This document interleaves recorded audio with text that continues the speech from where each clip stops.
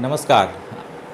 आज हम पहुंचे हैं बराड़ी विधानसभा के एक ऐसे प्रत्याशी से मिलवाने जो किसी पहचान के मोहताज नहीं है, जो कि 2 टर्म से विधायक रह चुके हैं और पिछले चुनाव में इनकी कुछ वोटों से हार हो चुकी थी। तो इस बार जो है लोजपा से इनको टिकट मिला है। बीजेपी से ये रह चुके थे पहले से। तो मेरा पहला सवाल यह है कि आपको सर बीजेपी से क्यों नहीं मिला, क्यों नकार दिया गया? ये तो नेता बताएंगे कि मुझे टिकट बीजेपी वालों ने क्यों नहीं दिया। परंपरागत सीट थी भाजपा का, जदयू का वहाँ कुछ नहीं था, उसके वर्कर भी नहीं हैं, उसका संगठन भी नहीं है। और लगता है कि भारतीय जनता पार्टी के नेता लोगों के द्वारा मुफ्त में गिफ्ट के रूप में जदयू को ये सीट दे दिया गया, जबकि देना नहीं चाहिए था। निश्चित रूप से बराड़ी विधानसभा भारतीय जनता पार्टी का जीतने वाला सीट था, ए ग्रेड की सीट थी। पता नहीं क्यों दिए, तो वो लोग बताएंगे। जी, अभी सर लोजपा से आपने टिकट लिया है और पिछले जो विधानसभा 2 टर्म से आप विधायक रह चुके थे, उसमें क्या कमी रह गई जो पिछली विधानसभा में आपको जनता नकार दी, या फिर ऐसा कुछ कहना चाहते हैं? देखिए, जनता के नकारने का कहीं कोई सवाल नहीं है। जनता ने मुझे कभी नहीं नकारा है। 2010 में मैं विधायक बना था, उस समय जितना मत आया, जनता दल यू मेरे साथ थी उस समय जितना मत आया, 2015 के चुनाव में जनता दल यू आरजेडी के साथ थी, फिर भी उतना ही मत आया। मत के प्रतिशत में या मत की संख्या में मुझे कमी नहीं आई, जबकि जनता दल यू 15 में आरजेडी के साथ थे। मैं उनसे मुझसे ज़्यादा मत आरजेडी के उम्मीदवार को आया, इसलिए जीत गया। जनता के द्वारा नकारने का सवाल कहाँ उठता है? जी, ऐसी आखिर आप में क्या उन्होंने नहीं देखा जो क्या काम रह चुका था? ये गंगा टू पीरपैंती पुल का भी निर्माण के विषय में बात चल रही थी, तो इस पे आप काम नहीं किए, या फिर क्या उस पे आप कहना चाहते हैं? गंगा नदी पर पुल का निर्माण बिहार सरकार करती है क्या? गंगा नदी बिहार सरकार की है क्या? ये मांग होती है, हम लोग भी मांग का समर्थन करते हैं। अभी कई पुलों का निर्माण हो रहा है।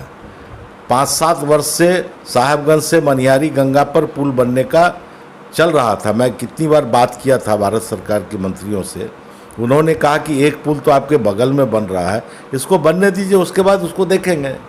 यही तो बात थी। लेकिन उसके कारण वोट हमको नहीं मिला, ऐसा थोड़ा ही है, ऐसा नहीं है। और ये कोई मुद्दा भी नहीं था। जी सर, और एक चिराग पासवान जी जो हैं लोजपा से के जो है भी हैं, तो वो बोले कि मोदी से बैर नहीं और नीतीश तेरी खैर नहीं। इसका अर्थ क्या है? अब इसका अर्थ तो चिराग जी बोले हैं, चिराग जी से पूछिए। मैं जहाँ तक समझता हूँ कि मोदी जी एनडीए गठबंधन के नेता हैं, भारत के प्रधानमंत्री हैं, यशस्वी प्रधानमंत्री हैं, श्रद्धेय हैं, देश और दुनिया में उनका जो नाम है और हम लोगों के आदरणीय हैं। आज मैं लोजपा में भले ही चुनाव लड़ रहा हूँ, लेकिन मेरे लिए आदर्श मोदी जी ही हैं, नरेंद्र भाई मोदी ही हैं, भारत के प्रधानमंत्री हैं। और भारत की सरकार के साथ में कहीं भी जो पिछले चुनाव हुआ था लोकसभा का, तो लोजपा भी उसका हिस्सेदार रहा है, हिस्सेदारी रही है, और मिलकर के लोग चुनाव लड़े हैं। भले बिहार के चुनाव में अभी भारतीय जनता पार्टी और जनता दल यू का गठबंधन है, ये बात सत्य है, लेकिन लोकसभा में तो मिलकर के सब लोग चुनाव लड़े थे। इसमें कहाँ, उसमें जनता दल यू के कई नेता या कई सांसदों के द्वारा भारतीय जनता पार्टी के कई कार्यक्रमों का लोकसभा में विरोध हुआ। सीसीए का विरोध किया, 3 तलाक का विरोध किया, विरोध तो किया ही। हमारी नीति का तो विरोध जदयू के लोगों ने किया है, लोजपा के लोगों ने कभी नहीं किया। इसलिए मेरा तो मानना है कि लोजपा और भाजपा का संबंध अटूट संबंध है, और वो अनुन्याश्रय संबंध है, रहेगा भी। जी सर, यहाँ बराड़ी से सर वो बीजेपी को यहाँ पे दिया जा रहा था हमेशा से, और इस बार जो है जदयू को दे दिया गया। इससे बीजेपी के कार्यकर्ता काफ़ी नाखुश रहे, निराश हुए।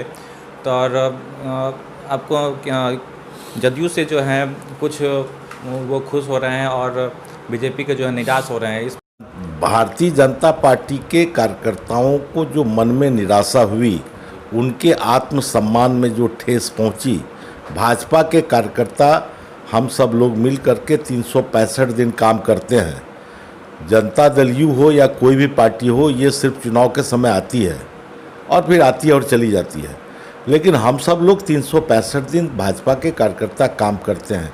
5 साल चुनाव हारने के बाद 5 साल तक मैं या मेरे साथ सभी कार्यकर्ता मिलकर के काम करते रहे, चाहे साधारण सदस्य बनाने का काम हो, चाहे सक्रिय सदस्यता का काम हो।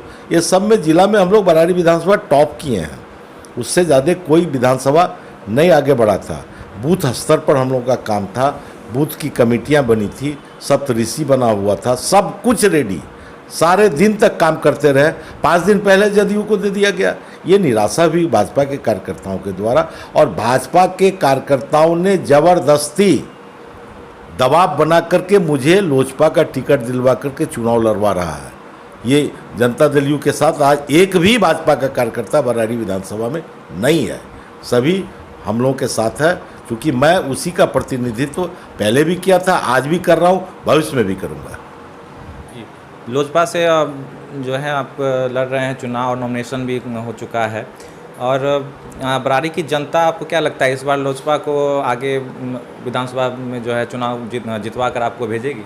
मैं तो देख रहा हूँ, मैं घूम रहा हूँ, प्रतिदिन घूम रहा हूँ, हजारों लोगों से मेरी व्यक्तिगत बात भी हो रही है, भेंट मुलाकात भी हो रही है।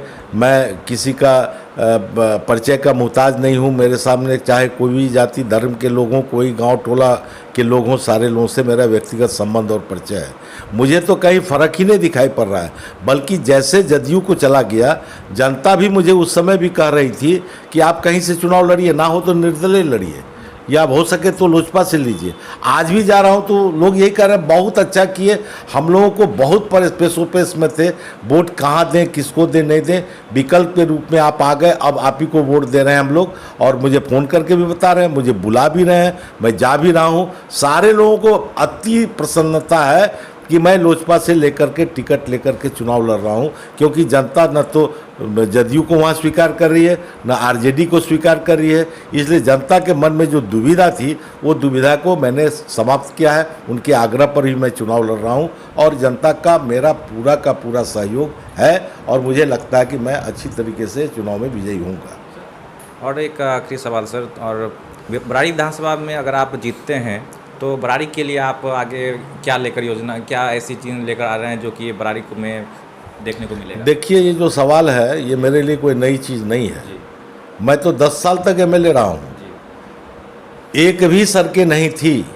लालू राबड़ी के राज की सड़कों को अगर आपको दिमाग में है, कभी क्षेत्र गए होंगे, सड़क में गड्ढा था कि गड्ढा में सड़क था, कहीं ईंट सोलिंग भी नहीं था, कच्ची की कच्ची थी, पक्की सड़कें जहाँ तहाँ थी थोड़ी बहुत, वह अभी इतनी जर्जर हो गई थी कि चलना मुश्किल था। मैंने शून्य से शुरू किया था डेवलपमेंट, और आज 5 साल से नहीं हूँ, जितना सड़कें मैंने बनवाया वो सारी सड़कें जर्जर हो गई, ये मरम्मत तक नहीं करा सका, जो मैं देख रहा हूँ। लेकिन आज के दिन डेवलपमेंट जो मेरी मूलभूत जो प्रॉब्लम है वो, या जो समस्या है, उस समस्या का समाधान पहला मेरा डेवलपमेंट ही होगा। मैं विकास करूंगा, जैसे किया था। मैंने 4 दर्जन से अधिक पुल पुलिया का निर्माण किया था, बड़े बड़े पुलों का निर्माण किया था। अभी भी 1 दर्जन पुल का निर्माण होना बाकी है, जो मैं अपने समय में उस समय नहीं कर सका था। उन तमाम सड़कों का और उसका मरम्मतीकरण कराते हुए नई सड़कों के जहाँ पर नहीं बन पाया है वहाँ का निर्माण कराना। इसके अलावे विद्यालय वगैरह तो मैंने अपने समय में बनवा दिया है। अनुमंडल की बात चल रही थी सर, बरारी अनुमंडल के लिए मांग कर रहे हैं, लेकिन ये सुशील मोदी जी उनके कमेटी है, उसके चेयरमैन होते हैं। ब्लॉक भी सेमापुर की मांग बराबर हम लोग करते रहे हैं, लेकिन वो कमेटी काम नहीं करती है, कुछ होता नहीं है। मांग तो है ही। बहुत बहुत धन्यवाद सर। आखिरी में आप बरारी की जनता को आप क्या बोलना चाहते हैं? बरारी की जनता को हम ये संदेश देना चाहते हैं और उनसे नम्र निवेदन करना चाहते हैं कि आप इस बार जाना पहचाना चेहरा, मेरे जैसा आपको एक अति साधारण रूप में मिलने जुलने वाला, कहीं भी कभी भी किसी भी जगह में भेंट मुलाकात कर आपकी बात को सुनने वाला, आपके काम को करने वाले, ऐसे एक उम्मीदवार के रूप में मैं जो चिर परिचित आपका हूँ, पूर्व परिचित हूँ, ऐसे उम्मीदवार विभास चंद्र चौधरी को ही लोजपा के आप झोपड़ी छाप में, बंगला छाप में अपना बटन दबा करके भारी मतों से जितावे, ताकि आपके सुख और दुख में मैं पूरी तरह भागीदारी होकर के अब उसका निर्वहन कर सकूं। बहुत बहुत धन्यवाद सर। तो आपने देखा कि हमारे साथ अभी बैठे हुए हैं विभास चंद चौधरी, जो बराड़ी से विधानसभा 68 से चुनाव लड़ रहे हैं लोजपा से, जो कि पहले 2 बार विधायक रह चुके हैं। इसके साथ रवि मेहता, मौर्य भारत न्यूज़, कटिहार।